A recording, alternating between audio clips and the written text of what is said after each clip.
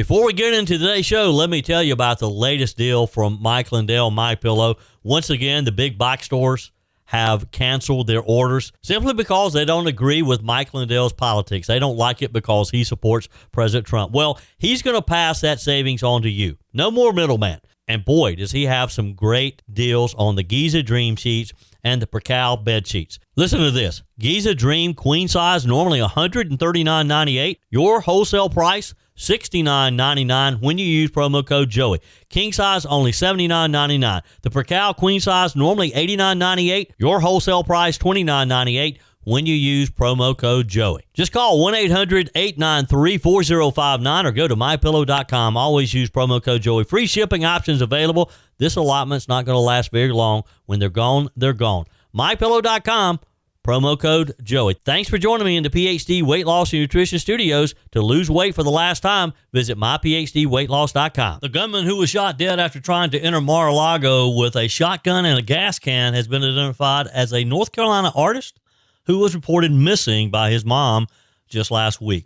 A major Mexican resort town was under siege on Sunday as drug cartels lashed out after the leader of the brutal Jalisco New Generation Cartel was killed in a military raid, according to local authorities.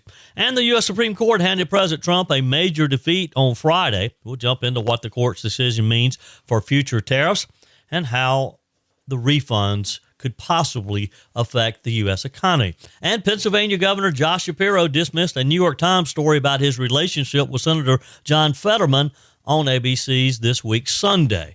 Things aren't what they appear to be in Pennsylvania.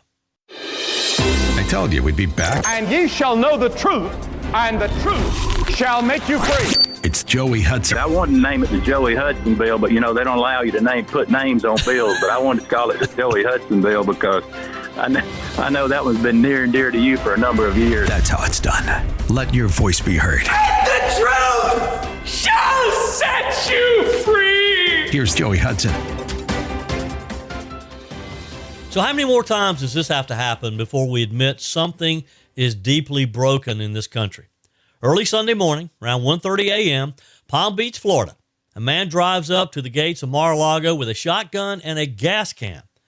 And within seconds, Secret Service agents are making a life or death decision. Now, this wasn't a drill. It wasn't a protest. It wasn't some confused tourist. This was another armed individual breaking the security perimeter of a president's residence. And this time, it ended in gunfire. We now know that the man has been identified as 21-year-old Austin Tucker Martin of Cameron, North Carolina, 21 years old. According to law enforcement sources, Martin tried to enter Mar-a-Lago armed with a shotgun and carrying a gas can when confronted inside the inner perimeter. He was ordered to drop both items. Palm Beach County Sheriff Rick Bradshaw says Martin dropped the gas can, but then raised the shotgun into a firing position. And at that moment, Secret Service agents did what they're trained to do. They neutralized the threat. 2 Secret Service agents and a sheriff's deputy were involved in the confrontation. No officers were injured. President Trump was not at Mar-a-Lago at the time. He was in Washington, D.C., hosting the governor's dinner at the White House. But think about this. This is the second time in less than a couple of years that someone has attempted to carry out violence at one of President Trump's properties. So let's rewind for context. Back in 2024, during the campaign, as you know, President Trump, then candidate Donald Trump, survived an assassination attempt at a rally in Butler, Pennsylvania. The shooter, Thomas Crooks, fired multiple rounds, grazing the president's ear and killing an attendee before being taken out by a counter sniper. Just months ago, at President Trump's West Palm Beach Golf Club, only a few miles from Mar-a-Lago, a man named Ryan Ruth was spotted aiming a rifle through the shrubbery while the president was on the course. He was later convicted and sentenced to life in prison. So here we are again. Another shotgun, another perimeter breach, another early morning confrontation. This time, the suspect did not survive. So what makes this even more heartbreaking is what we're learning about this young man. Austin Tucker Martin wasn't some hardened criminal, at least based on what we know at the moment. He was reported missing by his family just hours before the shooting. His mother had alerted authorities Saturday night that he had disappeared. Now, on social media, he comes across as a quiet, almost isolated young artist. His Instagram account shows watercolors and black and white sketches, many of them scenes from golf courses in the Sandhills region of North Carolina, including areas near Pinehurst. Sparse post, bleak music in the background, almost no interaction with others. Friends and family now left trying to understand what exactly happened in those final hours. Authorities are still investigating whether he purchased a shotgun on his way to Florida or where he got it. A shotgun box was found in the vehicle after the shooting, and investigators are asking residents in South Florida to check security cameras to see if they captured footage of him prior to the incident. So the big question today is simple. What was his motive? Was this political? Again, his social media doesn't show that he was overly political. Was it mental illness? Possibly. These young men who are involved in a lot of these violent acts have mental illness. Was this a suicidal confrontation? Death by confronting the police officers that he knew would be there? Was this an attempted act of arson and mass violence? Why do you show up with a gun and a gas can? What was the purpose of the gasoline? Right now, law enforcement, they're not saying. But what we do know is this. He drove hundreds of miles from North Carolina to South Florida. He had a shotgun. He was armed. And he breached the inner perimeter of a president's home. That doesn't happen by accident. Now, here's where this story intersects with the broader national climate. White House Press Secretary Caroline Leavitt praised the Secret Service for acting quickly and decisively to stop what she called a crazy person armed with a gun and a gas canister. She also criticized Democrats over the partial government shutdown, effectively keeping Homeland Security, keeping their funding away. They're kind of out of business right now, arguing that federal law enforcement officers are working around the clock and deserve support. And by the way, Secret Service, the very officers who took this young man out, are right now working without pay. Treasury Secretary Scott Bessent went further, suggesting that heated political rhetoric is helping normalize violence against political opponents. Now, whether you agree with that assessment or not, here's what cannot be debated. Political violence is becoming disturbingly frequent in this country. Can we agree on that? It's no longer unthinkable. It's no longer shocking. It becomes part of the news cycle. We saw this with the assassination of my colleague and our friend Charlie Kirk last September. And that should alarm every single one of us, regardless of our party affiliation. This is a bipartisan issue. So let's just kind of step back for a moment. Let's think about this. We have an assassination attempt at a rally, an armed man aiming through shrubbery at a golf course, hoping, one would only think, to assassinate the president. A shotgun-wielding individual breaching Mar-a-Lago. Just days ago, a Georgia man arrested sprinting towards the U.S. Capitol with a shotgun. These aren't online threats hiding behind some social media account. These aren't angry tweets. These are real weapons, real people, potentially real bullets. And the Secret Service is being forced into split-second decisions over and over again. This is just not sustainable. Now, I want to say something carefully here. We don't know Austin Martin's mental state. We don't know his political beliefs. We don't know what was going through his mind at that moment. But we do know that a 21-year-old young man is dead. His family lost him. His family, who reported him missing just hours earlier, is now planning a funeral in North Carolina. Somewhere in the Tar Heel State tonight, parents are replaying every conversation, every warning sign, every moment, wondering what they missed. And somewhere in Florida, Secret Service agents are filling out reports about yet another armed confrontation at a presidential property. This is the human cost of this instability, of these mental lapses, personal and political. So here's the uncomfortable truth that we have to deal with. America is living in an era of elevated political temperature. I think we can all agree to that. The language is hotter. The accusations are sharper. The distrust is deeper. And when rhetoric gets dehumanizing, unstable individuals sometimes take it as permission to do unthinkable things. That doesn't excuse what happened. It doesn't justify it, but it forces us to confront this atmosphere, this political climate that we're creating. We can't normalize threats. We cannot shrug at assassination attempts. We cannot treat political violence like just another trending topic, because the next time it might not end this way. And let's just acknowledge something else here. The Secret Service did exactly what they are trained to do. They issued commands. They gave him a chance to drop the weapon. Instead, he dropped the gasoline and he raised the shotgun. And at that point, the outcome was inevitable. The job is not to guess intentions. It is to eliminate threats. That is exactly what they did. But we're left with the bigger question here. Why are young men, and it's often young men, spiraling to this kind of desperation? What are we missing culturally, socially, mentally? Is it isolation? Is it untreated mental illness? Is it online radicalization? Is it despair? Because whatever it is, it's manifesting in violence. And until we deal with what the root issue is, we're going to keep having these same conversations over and over again. We got to get to the bottom of this. We got to find out why these young men are acting so violently. Love to get your comments. You can text me. You can email me, joey@joeyhudson.com. Joey Hudson here. You tried keto, paleo, Weight Watchers, intermittent fasting. You lose weight, then it comes right back. You blame yourself, your willpower, your discipline. But here's the truth. It was never about willpower. There's one thing that determines whether your body burns fat or stores it. And if you don't fix that first, every diet will fail. At PhD Weight Loss, they identify that one thing and they build a plan that works with your body, not against it. And if you call now, you're going to get 2 weeks free in the program, and they'll pay for your food so you can finally see real answers without more trial and error.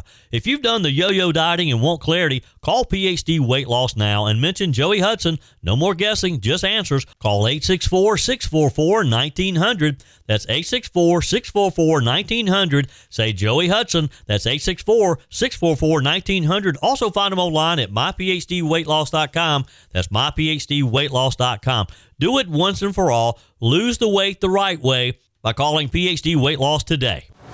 On the text line, texter says, this is Scott from Toccoa. On the North Carolina incident, I can't help but think there's more to that story than what's being told. You don't do those things to a man without having some history. Sounds like they were sending a message. This is a story from last week where the two illegals, one of whom had been deported and found his way back into the United States, attacked a man in North Carolina.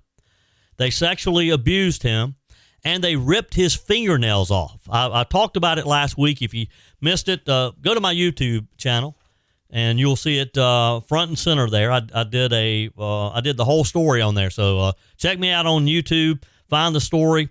It's titled North Carolina Home Invasion, Illegals Charged, and listen to it, comment on it, like it, and hey, while you're there, be sure and subscribe to my YouTube channel as well. Albert on the text line says the Supreme Court has joined the lower federal courts to destroy the country. Let's hope that the president can figure a way to get around this latest ruling on tariffs. So do I. I mean, it's just going to be a mess to untangle. It is so confusing right now of where we're headed with that. Paul sent me a meme. The meme said, the left, we need a woman president. Also the left, women aren't smart enough to get an ID card. Also the left, what's a woman? Good one, Paul. Appreciate that. Keep those texts coming. And those emails, joey@joeyhudson.com, and the messages on the MyPillow message line, 864-477-JOEY, 864-477-5639. Always use promo code Joey when you go to mypillow.com. Michael and Dale has some great deals for you still. He's kicking off 2026 right, boy. He wants to thank you for standing behind a great American company like this. So the classic MyPillows, regular $49.98. When you use promo code Joey, you're going to get them for $17.98. And it's not too early to go ahead and start shopping for like Mother's Day and Father's Day. Get those Father's Day slippers at a great price right now. Get a set of MyPillow Giza Dream Sheets for as low as $29.98, or the 6-pack towel set, which I love, for only $39.98. You're going to get these great deals when you use promo code Joey at mypillow.com or call 800-893-4059, 800-893-4059. Have your credit card ready and always use promo code Joey. Order now and your entire order ships absolutely free. Boy, the Northeast is getting hammered. Snowfall started yesterday. I know our folks on the Gallagher team in New York City all went into the city. They mostly live in New Jersey and went into the city. So they'd have they'd have a room there close by, and they would be insured of getting to the studio for today's show because they were looking at blizzard conditions. Blizzard warnings were in effect for all those major hubs: New York City, Philadelphia, Boston, up through that Northeast corridor. The first blizzard warning since 2017. Widespread accumulations of 12 to 24 inches were expected across that I-95 corridor. Wind gusts 50 to 70 miles per hour. Governors across 6 states declared states of emergency. State leaders telling everyone to stay at home until conditions improved. And the new mayor of New York City even banned any type of travel yesterday. Mandatory travel bans through, I think, lunch today. There were 9,000 flights that were canceled through Tuesday, and Amtrak has notified its Northeast Corridor schedule. New Jersey Transit announced service suspensions as well. So it's going to be tough as they get, in some areas, maybe 2 feet of snow. Meanwhile, down south, it was a nice, sunny day yesterday. It got windy, and it was cold last night, but still, I'll trade that for a foot of snow anytime. What about you?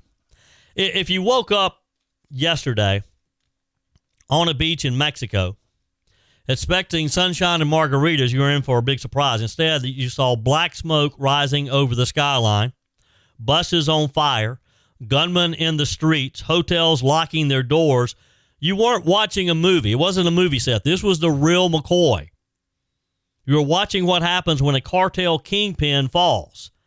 At this time, the ripple effect shut down one of Mexico's most popular resort towns, Puerto Vallarta. It's a major Pacific Coast destination, 4th largest tourism hub in Mexico, a place Americans visit by the hundreds of thousands every year. And, of course, they've been being warned in recent weeks that you might not want to go there. But yesterday, it was effectively under siege. Smoke pouring over the highways, buses and trucks engulfed in flames, roadblocks set up. Why? Because this El Mincho Cervantes, the powerful boss of the Jalisco New Generation Cartel, was reportedly killed during a Mexican military raid in Jalisco. And then this is what happens. The cartel didn't quietly retreat. They retaliated. So you had almost a civil war there. The El Mincho wasn't just another cartel figure. He was the head of the Jalisco New Generation Cartel, often abbreviated as CJNG, one of the most violent and sophisticated drug trafficking organizations in the world. He had his own army, basically. So after the fall of El Chapo, you remember that? CJNG rose rapidly. They moved fentanyl, methamphetamine, cocaine, expanded aggressively into territory across Mexico and beyond. The United States had a $15 million bounty on Cervantes. President Trump previously designated the cartel as an international terrorist organization and pressed Mexico to intensify crackdowns. And yesterday, Mexican forces appear to have done just that. During a military operation, officials say troops were attacked. They returned fire. Several cartel members were killed. Cervantes was reportedly wounded and later died during air transport.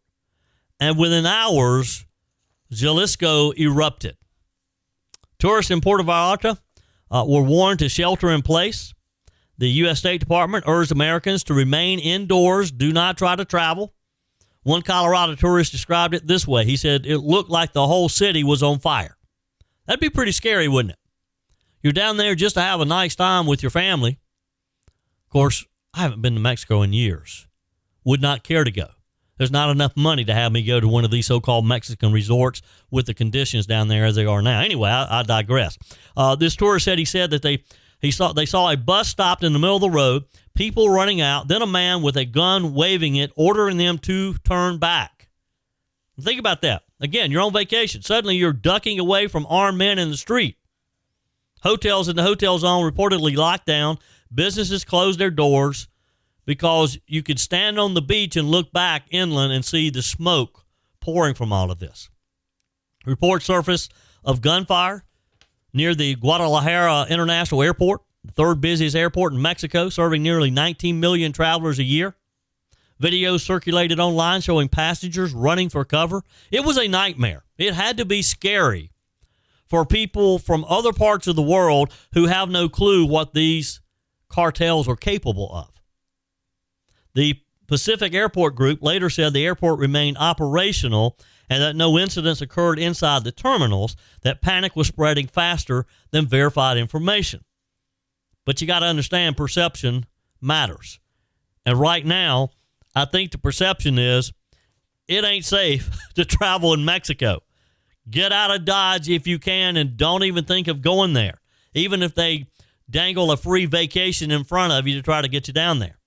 Now, what you need to understand is this wasn't random chaos. Mexican officials say cartel members began setting fire strategically, blocking highways and intersections to slow federal forces and to create that overall sense of confusion. They were successful. They accomplished that. This is a classic cartel response.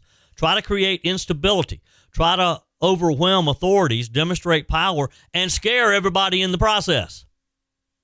The governor of Jalisco declared a code red across much of the state, urged residents to stay home. Schools were closed. Public events canceled. Now, let's look at this for a minute and kind of zoom out. When a cartel leader of this magnitude falls, two things usually happen: retaliation, a power vacuum. We saw the retaliation. We're going to see the power vacuum and hope that there's no one standing in the wings who's even stronger who can continue this madness, because, folks, it's not very good right now in Mexico. It's very unstable. Who knows what they're capable of?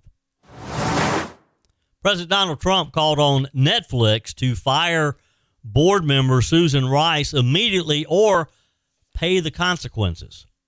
The president's comments follow remarks that Rice made last week on the Stay Tuned with Preet podcast, hosted by former U.S. Attorney Preet Bharara. During the interview, Rice warned that corporations, she said, had taken a knee to Republican pressure, should not expect forgiveness from Democrats if they return to power. More reason for us to get active in these 2026 midterm elections. They're telling us what they're going to do ahead of time. They're warning us that when they get power, they're going to retaliate. So if that doesn't motivate you to work a little harder this year to be sure we win the elections and that we nominate the right people in the June 9th primaries and we elect the right people in November, I don't know what else will. Ms. Rice said this is not going to be an instance of forgive and forget. The damage that these people are doing is too severe to the American people and our national interest. So they're telling us they're not going to forgive us. They're not going to forget it. They're going to come after us when they get back into power. Now, it wasn't immediately clear what specific actions the Trump administration might pursue. Netflix did not immediately respond to media inquiries, as you can imagine. Ms. Rice made the remarks while discussing what she described as corporate retreats from diversity and governance commitments amid pressure from Republican lawmakers. She went on to say if these corporations think that the Democrats, when they come back into power, are going to, play by the old rules and, say, oh, never mind, we'll forgive you for all you people are fired, all the policies and principles you violated, all the laws you've skirted, I think they've got another thing coming. And, boy, she'll go after. If she's in power anywhere, she'll go after them for sure. Of course, she was a former U.S. ambassador to the United Nations. She predicted an accountability agenda awaited those entities, forecasting an electoral shift in the midterm elections in November. She also pointed to waning public approval for Trump's economic and immigration policies in making her case. We'll see. Meanwhile, while we're on the topic of Democrats, trouble among Democrats in Pennsylvania. Pennsylvania Governor Josh Shapiro dismissed a New York Times story about his relationship with Senator John Fetterman. This was on ABC's This Week. During the show, host Martha Raddatz asked the Democrat governor to comment on a New York Times article that claimed he and Senator Fetterman, quote, don't speak. Shapiro insisted the report was not true and was created by journalists to, quote, conjure up a lot of drama. Raddatz then asked whether he would support Fetterman for re-election. Here's the exchange. The New York Times ran a story last week that said, why Pennsylvania's two most powerful Democrats don't speak. Is that true? Yeah, that's not true. And I guess journalists sometimes want to conjure up a lot of drama. How would you describe your relationship with Fetterman? Do you speak? We have a constructive relationship to try and ensure that the people of Pennsylvania are served. He and I are obviously different people. He casts some votes and takes some positions that I strongly disagree with. But at the end of the day, my job is to serve the people of Pennsylvania. Would you support him if he seeks re-election? Well, he has to decide if he's seeking re-election. That's not for another cycle. It's not for another cycle, but you think you can I don't know if him? he's running for re-election. I think he needs to decide if he's running, and then we'll make a decision from there. You'll make a decision once he decides, so you haven't decided yet whether you're going to support him. He needs to decide if he's running for re-election, and then we'll make a determination thereafter. That's what you call sidestepping the question. He's not going to be locked into saying, yes, I support John Fetterman. There's no love lost there. He would like to say, no, I won't, but he's too afraid of what John Fetterman can do to him right now. Shapiro did not answer whether he and Fetterman still speak. The governor described his relationship with Fetterman as, quote, constructive. Senator John Fetterman, of course, has declined to endorse Governor Josh Shapiro for re-election as well. Fetterman similarly declined the endorsement because of this ongoing feud between the two of them that neither of them necessarily want to talk about. Fetterman's memoir, Unfettered, revealed an incident where he called Shapiro a effing something over a 2020 parole board dispute, threatening to run for governor in 2022 to primary Shapiro. Fetterman wrote that his relationship with Shapiro never recovered after their dispute. He said, I sincerely wish him the best. He's a credit to the state and may one day be a credit to the country. I remember finally the days when we were nobodies trying to climb the ladder, even if we no longer speak. Meanwhile, while we're talking about blue state governor, CNN host Dana Bash confronted Governor Gavin Newsom of California yesterday about California's affordability crisis, citing a couple who fled to Nashville to escape California's high cost. Bash spoke to Newsom in a wide-ranging interview for State of the Union, during which the governor faced questions about his book, Young Man in a Hurry. Bash told Newsom, California has the highest cost of living in the nation. The state's prices are 11% higher than the national average. We were actually out to dinner here in Nashville last night. Well, let me just let you hear him. Here's the exchange. While we're on the economy, ask about affordability. Because, yes, people are struggling all across the country. California has the highest cost of living in the nation. The state's prices are 11% higher than the national average. We were actually out to dinner here in Nashville last night. We met a couple from California. Yeah. They moved out of California because they couldn't afford the rent or even to buy a home and also start a family. Yeah, we've had hundreds of thousands of people move in California the last 2-3 years. We've seen population growth. As you know, we moved from 6th to the 4th largest economy in the world, and we dominate now in every key industry, from AI, quantum, robotics. We dominate in ag. We dominate forestry. People are struggling to afford things like your mom was. And that's why we did $11 insulin, first of its kind in the United States. It's why we have universal health care and the lowest uninsured rate in the country, 6.4%. It's why we just subsidize over 300,000 child care slots, more than any other state in the nation. That's why 65% of people graduate from the UC and CSU with zero debt. It's why we have the highest minimum wage for healthcare workers, $25 in the United States. For fast food workers, $20 in the minimum, $20 minimum wage. So we're looking at it from both sides. Why we have a parents' agenda that expanded paid sick leave and extended to 8 weeks of paid family leave, all to support families, to address cost of living, and to address the affordability crisis. That's a man who wants to be president. He talked about how California had the highest minimum wage for healthcare workers and fast food workers. He failed to talk about how those high minimum wage in the fast food industry has eliminated a lot of jobs because they have automated the positions. The governor acknowledged housing difficulties in California. He said, we're as dumb as we want to be on housing, and we haven't been able to get out of our way. It explains more things in more ways and more ways of what's wrong with our state. And finally, we move forward with historic housing reforms that even our worst critics, including some on the left, like my friend Ezra Klein, acknowledge were the most progressive and perhaps the most impactful reforms in a generation to finally address the issue. They still haven't solved it, though. University of New Hampshire Survey Center poll released last week found the former Transportation Secretary Pete Buttigieg topped the list of potential 2028 Democrat presidential contenders. Newsom and Representative Alexandria Ocasio-Cortez of New York were tied for second at 15%.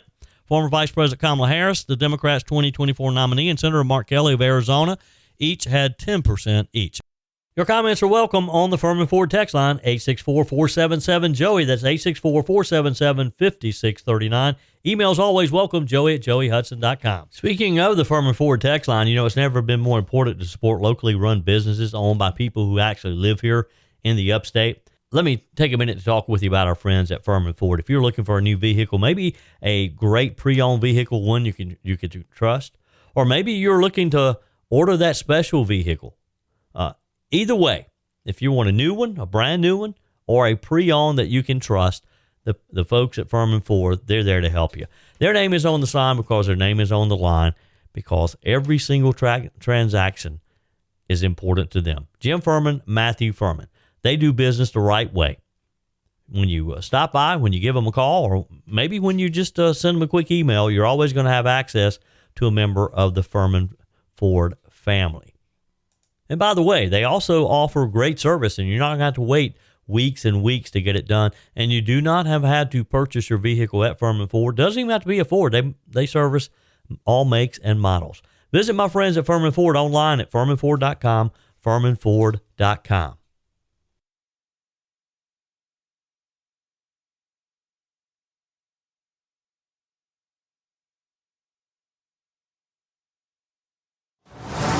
We had some breaking news on Friday out of the U.S. Supreme Court when they delivered a 6-3 decision that blocks President Donald Trump from using an emergency powers law to impose sweeping tariffs on most of America's trading partners. Now, here's the part that matters. This wasn't really just about trade policy. It was really about a balance of power.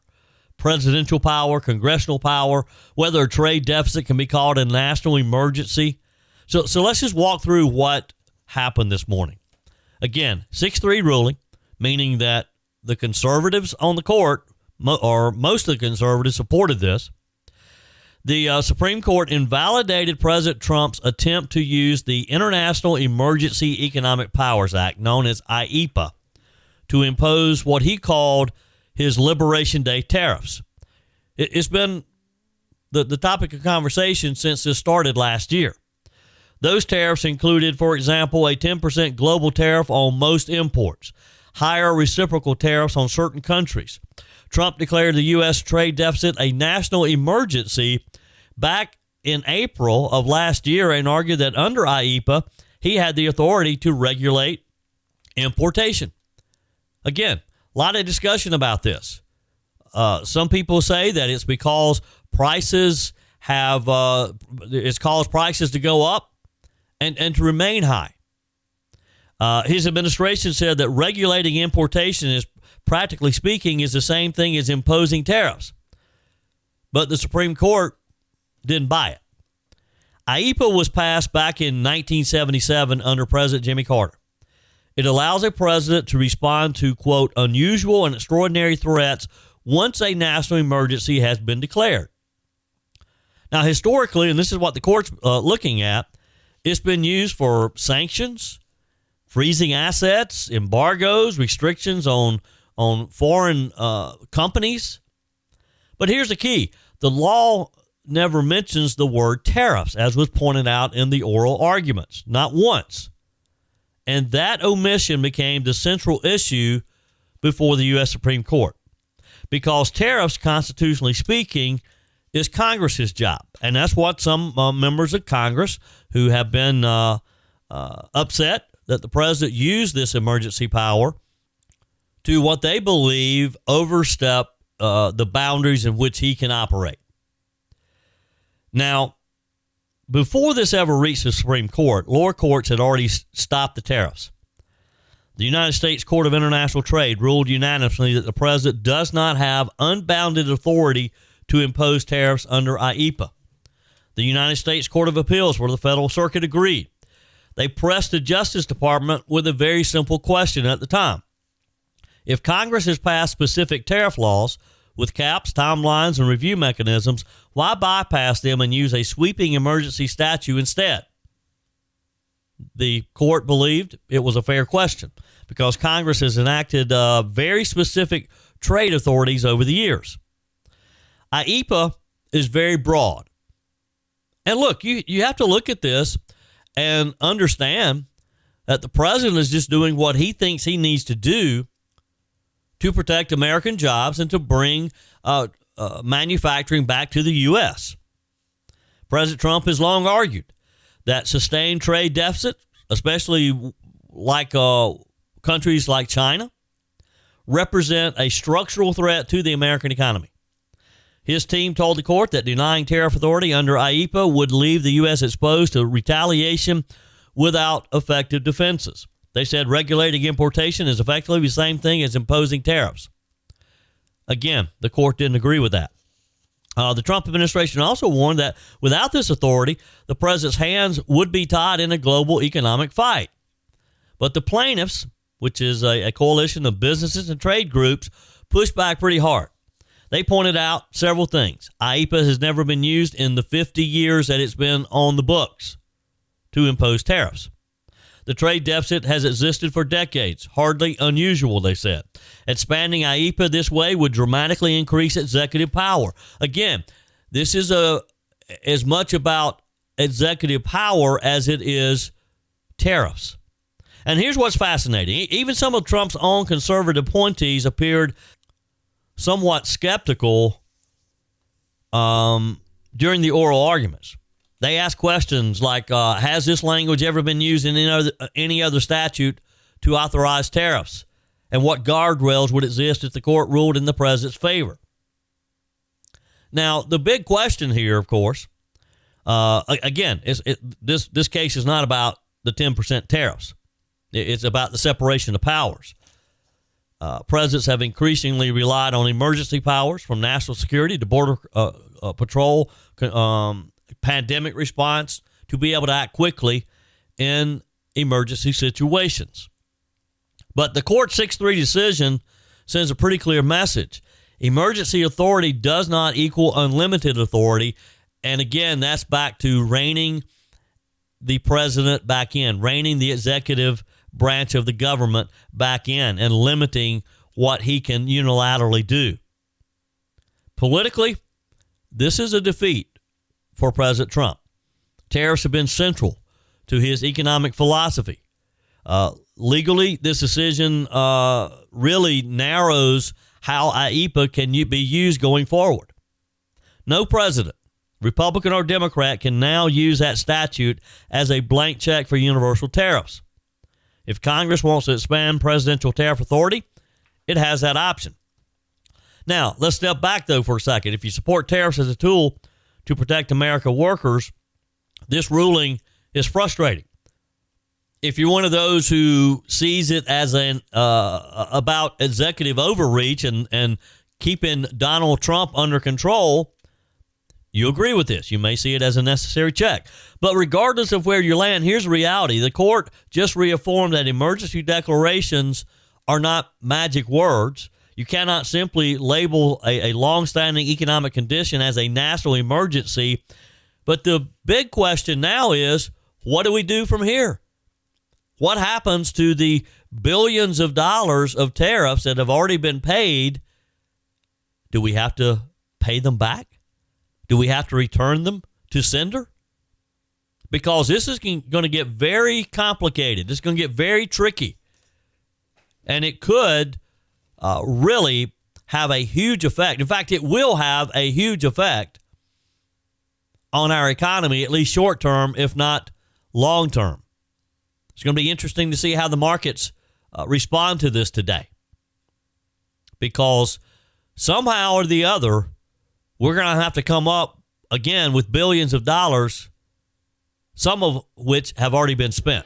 That's it for today's edition of Just the Truth. Thanks for joining me in the PhD Weight Loss Studios. To lose weight for the last time, visit myphdweightloss.com. If you haven't joined my mailing list yet, visit my website, joeyhudson.com. Click on the Connect with Joey button so that you can receive our emails and the most up-to-date news. Also, join me on my YouTube channel. Be sure and like, comment, and subscribe. Just search for Joey Hudson. As always, thanks for spending a few minutes of your day with me. Do me a favor and forward this episode to a few friends. Just click on the share button and send to your contacts. We need to build an army of conservatives to win our country back, and we can do that by continuing to share the truth with our friends and family. Keep those comments coming via the Furman Ford text line, 864-477-JOEY. Email to joey@joeyhudson.com, and I love your messages on the MyPillow message line. Again, that's 864-477-JOEY, 864-477-5639. Be sure and take advantage of the MyPillow special, just $14.88 on the standard MyPillows when you use promo code Joey. Order online at mypillow.com or call 800-893-4053. We're back again tomorrow and hope you'll plan to join us. Until then, remember, God's got this. He's still in control.